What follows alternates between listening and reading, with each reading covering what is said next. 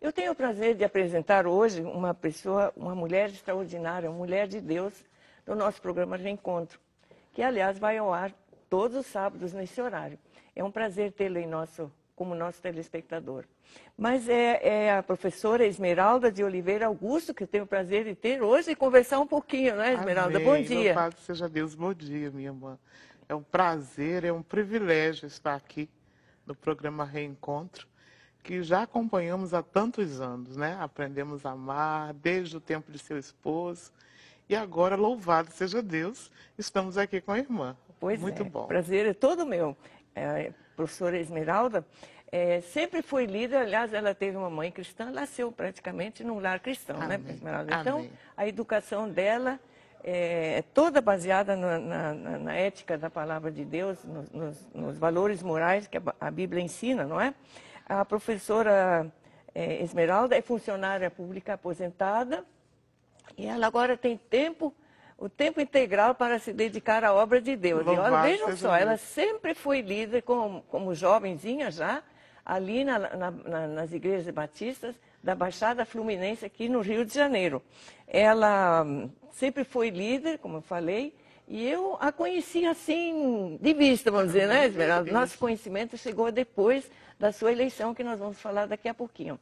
Mas a professora Esmeralda sempre exerceu uma liderança muito eficiente, muito capaz. E eu me lembro que numa dessas reuniões, nós fomos eleitas para uma mesma comissão de trabalho, não me lembro mais qual foi o assunto, mas eu fazia parte. Quando eu cheguei, já tinha passado algum tempinho da hora marcada. Eu pensei, bom, vai começar ainda. Não, senhores, a professora Esmeralda ali, como uma professora Amém. de valor, não é? Foi na hora e já estava rolando a reunião e eu fiquei admirada com a capacidade de liderança dela. Mas vamos falar sobre o trabalho dela. Em julho de 2014, não foi? Foi. A querida Esmeralda foi eleita presidente da União Feminina Missionária Fluminense. Amém. No estado do Rio, há duas convenções batistas, né? A Carioca e a Fluminense. E a Fluminense. Carioca fica mais aqui situada no Rio de Janeiro e a Fluminense, então, abrange o restante do estado. Ela é talhada realmente para liderar. E eu me lembro, quando terminou a nossa convenção, eu pensei logo penso no nosso programa Reencontro, preciso levar nosso presidente ao programa.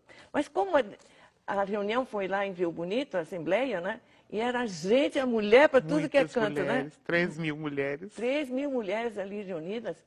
E eu perdi a professora Esmeralda de vista, mas eu preciso falar, porque eu não tenho comunicação com ela, como é que vai ser? Fui correndo lá fora, ela já estava lá, caminhando, Esmeralda. Foi ali naquela hora que eu lhe fiz o convite para estar aqui. Em nome de Jesus. Trocamos telefone e assim aconteceu. Mas vamos ao seu trabalho. Qual é o seu trabalho? O que quer dizer ser presidente de uma união tão grande como é a União Fluminense? Minha irmã, ser presidente da União Feminina Missionária Batista Fluminense é, primeiramente, um privilégio dado por Deus. Eu chego a me emocionar, porque eu me sinto assim tão pequena diante de Deus e diante do povo batista, das mulheres batistas. Me sinto tão pequena diante das mulheres que me antecederam. E eu sinto que a mão de Deus me conduziu até aqui. E neste momento de minha vida, eu posso dizer como Maria, a minha alma engrandece ao Senhor. E o meu espírito se alegra em Deus, meu Salvador, porque olhou para a humildade da sua serva. Deus tirar-me lá de Nova Iguaçu, lá do finalzinho da Baixada Fluminense, uma igreja pequena, uma associação grande, mas é uma igreja pequena. E Deus trazer-me para estar à frente das mulheres fluminenses. Eu sinto que é um privilégio e, ao mesmo tempo, uma grande responsabilidade. E para isso eu tenho assim me colocado sistematicamente diante de Deus em oração. Eu tenho dito para as pessoas que após a eleição para a presidência das mulheres, nunca mais dormi as minhas madrugadas. Minhas madrugadas têm sido de oração, buscando a Deus, pedindo a Deus sabedoria para eu trabalhar juntamente com as irmãs, né? E dando continuidade àquilo que foi feito, né? Uma convenção, um trabalho de mulheres que chega a 100 anos, é muita responsabilidade. Mas graças a Deus que essa responsabilidade foi dada por Deus, né?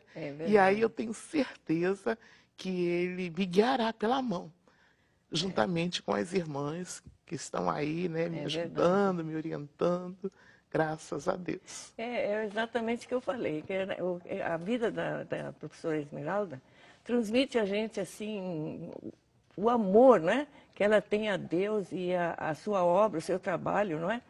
E isso impressiona. Amém, né? amém. E essas pessoas, exatamente, Deus separa, capacita para obras maiores. Isso. E Deus ainda tem muita coisa, né, Em irmã nome Esmeralda? de Jesus. Eu creio que Ele tem muitas coisas.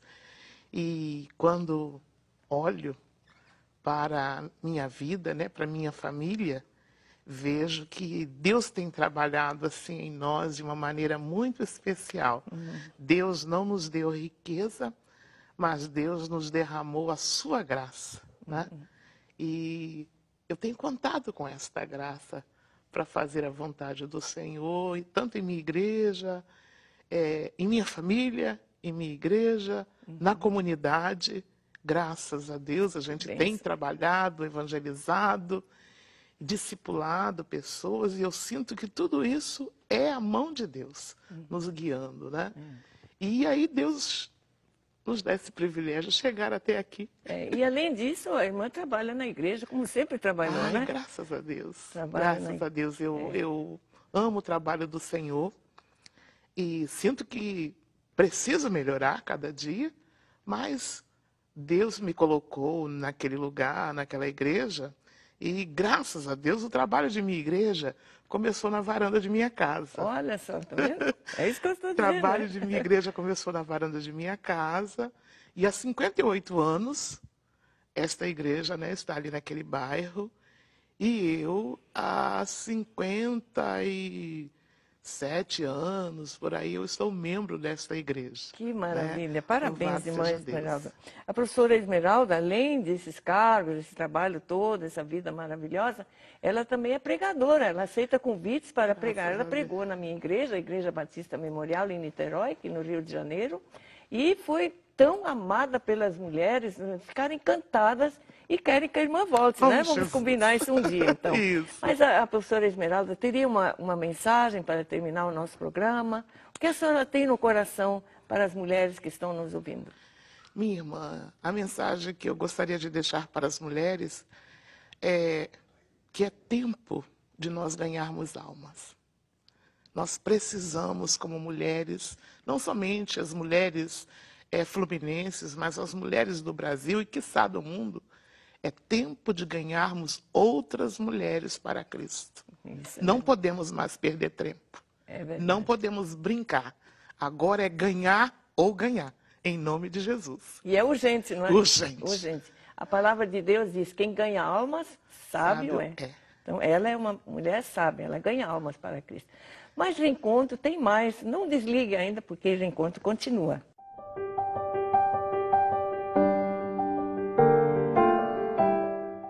Que bom estarmos novamente neste sábado com o nosso momento Mães Unidas em Oração.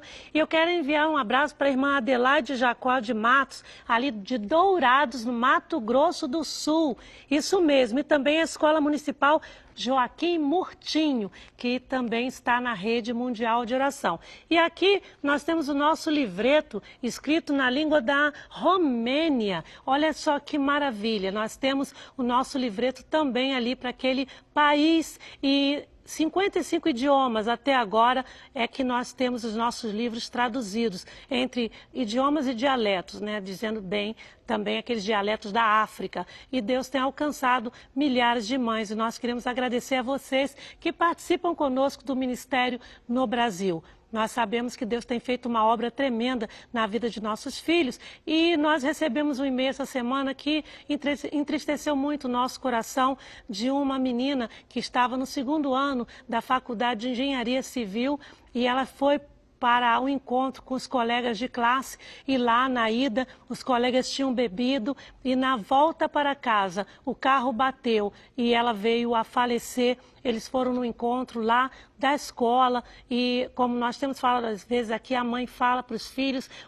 não ouvem e houve essa fatalidade e a nossa mãe unida em oração pede a Deus que as mães cuidem de seus filhos, orientem seus filhos, mostrem a ele aquilo realmente que deva ser, porque muitos deles não estão mais ouvindo seus pais, suas mães, e muitos deles estão indo por caminhos que não deveriam ir, que foi o que aconteceu esta semana com a Michele, apenas de 22 anos, e aconteceu essa tragédia porque os colegas que estavam com ela tinham bebido e na volta bateram e ela veio a falecer. Impressionante que nenhum deles faleceram, apenas ela. Eles ficaram muito machucados e foi um momento de muita tristeza para aquela família ali do interior do estado de São Paulo. Muitas coisas têm acontecido no Brasil e nós temos acompanhado a luta de nossas mães pela vida de seus filhos. Elas têm clamado a Deus, têm feito esta obra fenomenal de oração.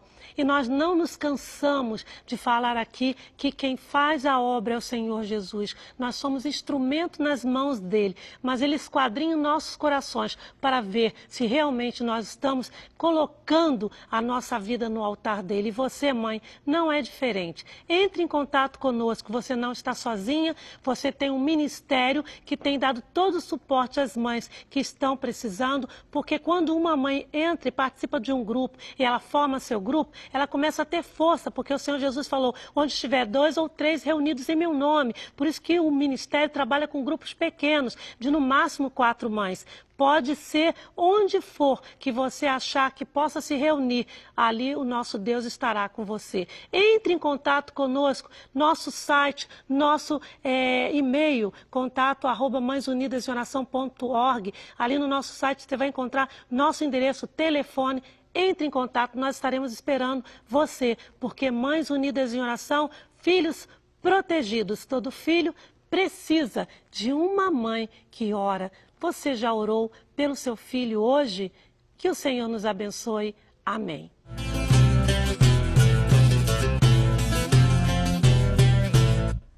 O programa Reencontro recebe hoje o Dr. Edson Siqueira de Souza, que é advogado, especialista em direito civil e é também um cristão, tem uma vida espiritual bastante intensa.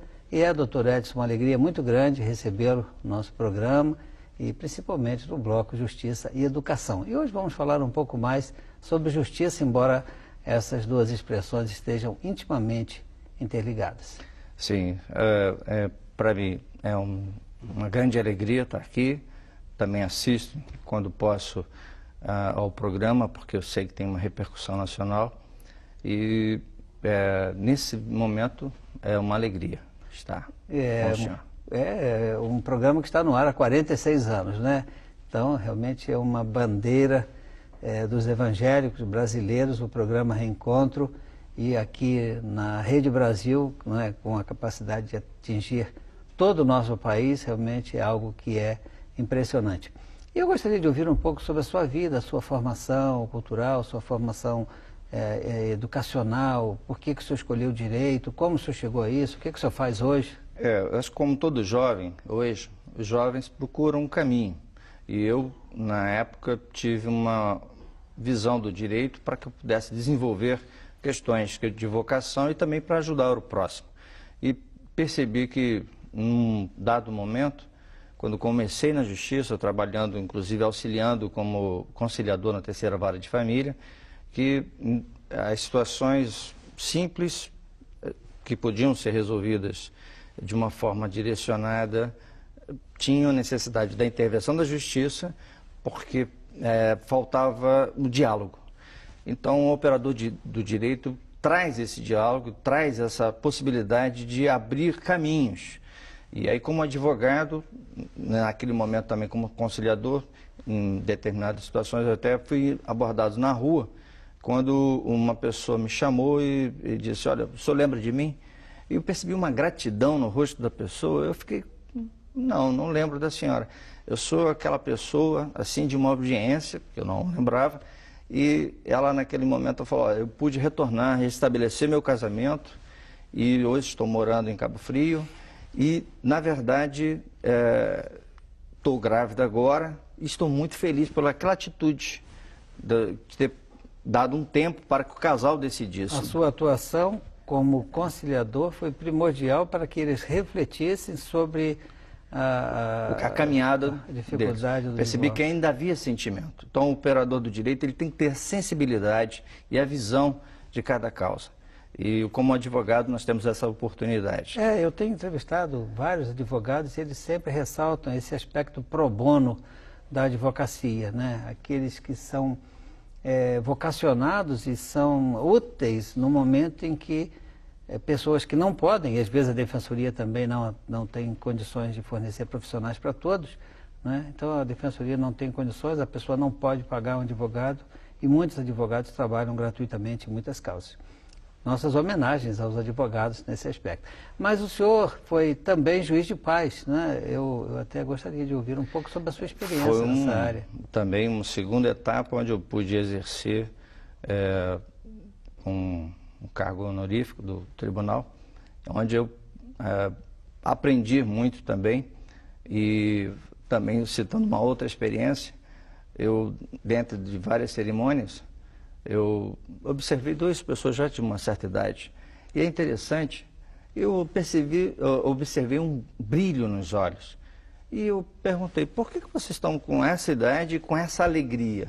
Aí eles me contaram que tinha ocorrido a separação com cerca de 15 anos atrás, depois constituíram novas famílias, tiveram nova separação e naquele momento eles estavam se reencontrando depois de 3 anos de uma fase de união estável e redescobriram o amor. Então o direito proporciona essa caminhada. Eu achei muito interessante porque refletia no ambiente a alegria de uma solução e eu estava ali como juiz de paz podendo celebrar aquele momento. Não apenas um ato solene, mas restabelecer um vínculo. O senhor estava realizando o casamento e eles confidenciaram que já era, depois de algumas separações, de desencontros, eles estavam reafirmando o amor que eles possuíam, né? Isso. Muito interessante. E a sua atuação, a sua atuação profissional, essa que lhe dá uma remuneração, qual é a sua área de trabalho? Eu trabalho na área do desenvolvimento com a área civil, né? O direito civil que abrange responsabilidade, consumidor, tem uma visão também sobre a área de família, exatamente pelo caminhar, no início na vara de família. E eu posso compartilhar um momento, que seria, eu só tive a oportunidade de me tornar hoje um advogado porque tive uma experiência com uma visão no início, só estou aqui porque 16 anos atrás, eu tive um apêndice que supurou. E o médico chamou a meus pais, depois de uma cirurgia, e disse que eu não tinha chance para o outro dia. E eu entendo que a minha vocação hoje como advogado, atuando e desenvolvendo os projetos e sonhos, foi porque minha vida teve uma nova oportunidade. E quem sabe, hoje, outras pessoas que estão aqui assistindo o programa possam ver, dentro de uma oportunidade, um caminho a seguir. Sim, mas o senhor teve esse problema de saúde e o que aconteceu? O senhor não morreu, o senhor está aí... Não. O médico, apesar de ter feito o melhor, ele condenou o quadro e, para a surpresa dele, resumindo a história, ele, depois de alguns dias, me examinou novamente, fez uma bateria de exames e ele comentou comigo, não dá para entender o seu quadro. Foi um milagre. Ele falou, eu vi com os seus exames tudo o que estava acontecendo e não sei, não tenho explicação lógica para que você estivesse vivo. E eu pude observar isso. Esse fato o chamou a reflexão para que o senhor pudesse tomar novas atitudes. Direcionamento, e o senhor achou que o direito era uma boa área para exercer a sua vocação. E essa oportunidade que Deus me deu de continuar a minha jornada pode acontecer com outros e aproveitar a vida. A vida é um milagre, né? Opa, e como... Muito obrigado, doutor Edson, pela sua presença no programa Reencontro, e gostaríamos de ouvir suas despedidas, né? Eu desejo a todos que possam aproveitar o máximo das informações que são dadas nesse programa e entender que a jornada da vida ela tem um cronograma. A gente pode praticar, mas a vida é curta. E a educação, o caminho, a vocação, nós temos que aproveitar ao máximo. Muito obrigado. Você que nos está assistindo, fique conosco. O programa Reencontro, há 46 anos no ar, continua. Que Deus o abençoe.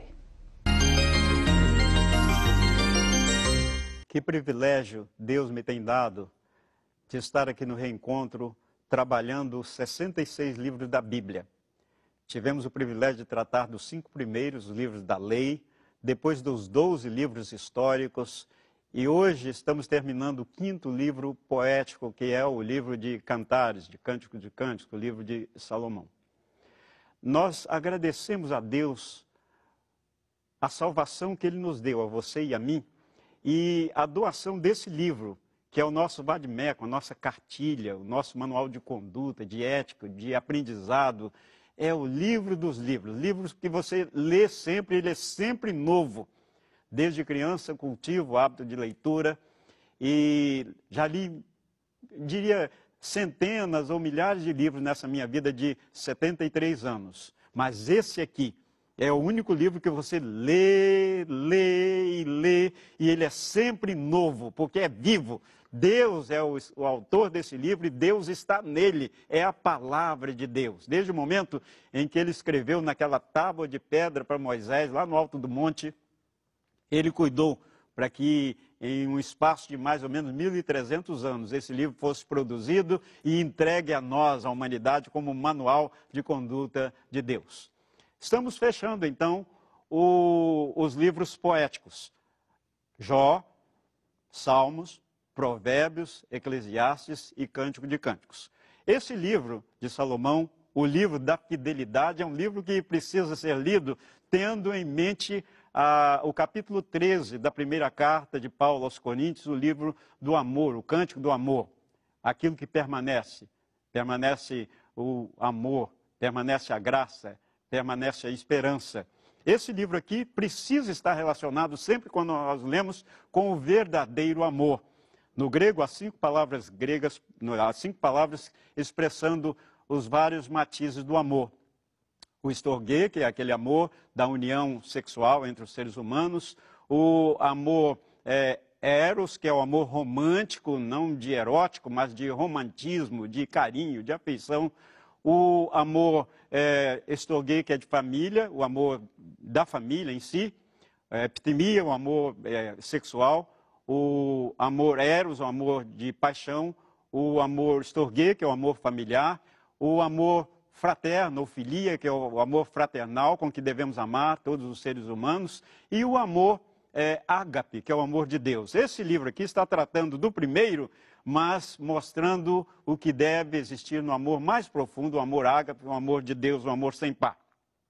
O livro trata da relação de fidelidade entre a Sulamita e Salomão, que retrata a fidelidade entre Israel e Deus, que retrata a fidelidade da igreja do Senhor Jesus com Cristo, da noiva do Cordeiro, que somos a igreja, com o noivo que é o Senhor Jesus Cristo. Livro escrito mais ou menos 1000 anos antes de Cristo, de Jerusalém, para os judeus. O tema central é a união entre Cristo e a igreja e a glorificação do verdadeiro amor. O verso-chave está no capítulo 6, verso 3, que diz: eu sou do meu amado, e o meu amado é meu. Ele pastoreia entre os lírios. É um romance tratando... Salomão foi um homem que teve muitas mulheres, 700 concubinas. E essa aqui, a Sulamita, foi a sua preferida. Por que foi a sua preferida? Porque foi difícil para Salomão, embora sendo rei, e pudesse mandar e desmandar. Houve uma coisa misteriosa entre a Sulamita, que era do Reino do Norte, uma moça simples, que cativou o coração do rei de tal maneira que ele preferiu essa Sulamita entre todas aquelas milhares de mulheres com as quais ele teve relacionamento. Por quê? Ela foi uma pessoa difícil, que cuidou de si mesmo, que não se entregou de qualquer maneira, que não teve como coisa principal ir viver no palácio. Ela cuidou de ser uma mulher simples, uma mulher recatada, uma mulher desejada pelo mistério que ela conseguiu gerar no coração do rei. Então, por causa disso, Salomão insistiu e trabalhou de tal maneira que houve esse romance inigualável entre o coração do rei e uma mulher simples do povo. Nesse livro, cuja palavra-chave é o meu amado ou amado, trata dos caracteres da Sulamita, aquela jovem do Reino do Norte, o bígamo ou polígamo Salomão, o amor rústico às filhas de Jerusalém. Jesus Cristo é retratado nesse livro como o amado, o divino amado, como aquele que é único, como aquele que é a rosa de Saron, o lírio dos vales, aquele que, mesmo no meio dos espinhos que foram cravados nele, ele mostrou a beleza de uma rosa, a simplicidade de uma rosa. E nós, os seres humanos, somos vistos nesse livro aqui como amados pelo Senhor Jesus, assim como Salomão amou aquela simples sulamita. Você e eu somos retratados como pessoas simples, mas amados pelo Deus eterno, aquele que é o sol da justiça, que é o lírio dos vales, que é o nosso Salvador. É um livro que precisa, repito, e com isso termino, ser aparelhado ou emparelhado com o capítulo 13 de 1 Coríntios, que fala do verdadeiro amor, o amor de Deus, o amor incondicional, o amor que tudo sofre, que tudo espera, que tudo suporta, que tudo busca, que não faz o mal, mas só o bem, o amor verdadeiramente apaixonado de uma criatura para outra, dos seres humanos, criaturas de Deus, com o Criador eterno, que é o nosso Deus e Pai, revelado em Jesus Cristo, seu Filho, e cuidados pelo Espírito Santo, nosso Senhor. Reencontro, 47 anos no ar, agradece a sua preferência por nós, espera ter a sua audiência no próximo sábado. Que Deus nos abençoe. Amém.